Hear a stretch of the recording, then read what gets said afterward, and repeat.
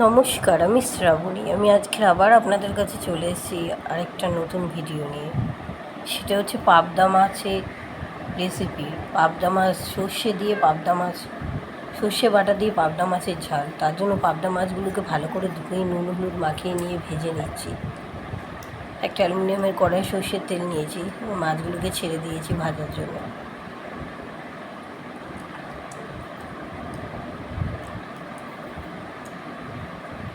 মাছগুলো ভাজতে ভাজতে এই ফাঁকে আমি সাদা সর্ষে নিয়ে নিয়েছি একটা মিক্সিং জারের মধ্যে।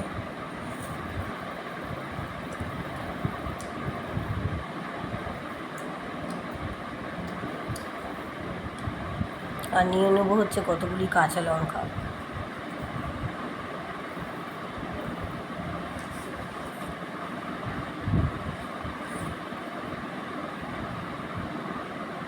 প্রায় 6টার মতো কাঁচা লঙ্কা আর একটু জল। এবার এটাকে আমি পেস্ট করে নেব।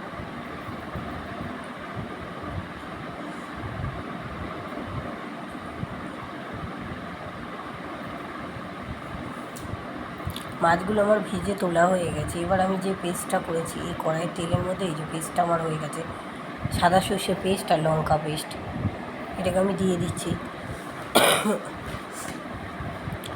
একটু জল দিয়ে দেবো, পেস্টটা ড্রাই হয়ে গেছে।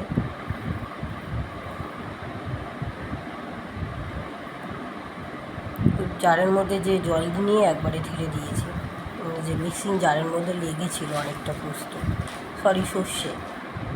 1 চামচ হলুদের গুঁড়ো দিয়ে দিচ্ছি, আর দেবো লঙ্কার গুঁড়ো।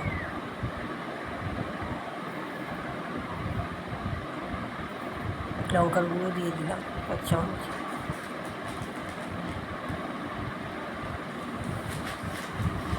কষাবো একটু ভালো করে। লবণ দিয়ে দিলাম 1 চামচ। খুব বেশি ড্রাই করবো না, নাহলে তিতো হয়ে যেতে পারে সর্ষে। এবার আমার কষানো হয়ে গেছে, মাছগুলোকে আমি ছেড়ে দিচ্ছি এর মধ্যে।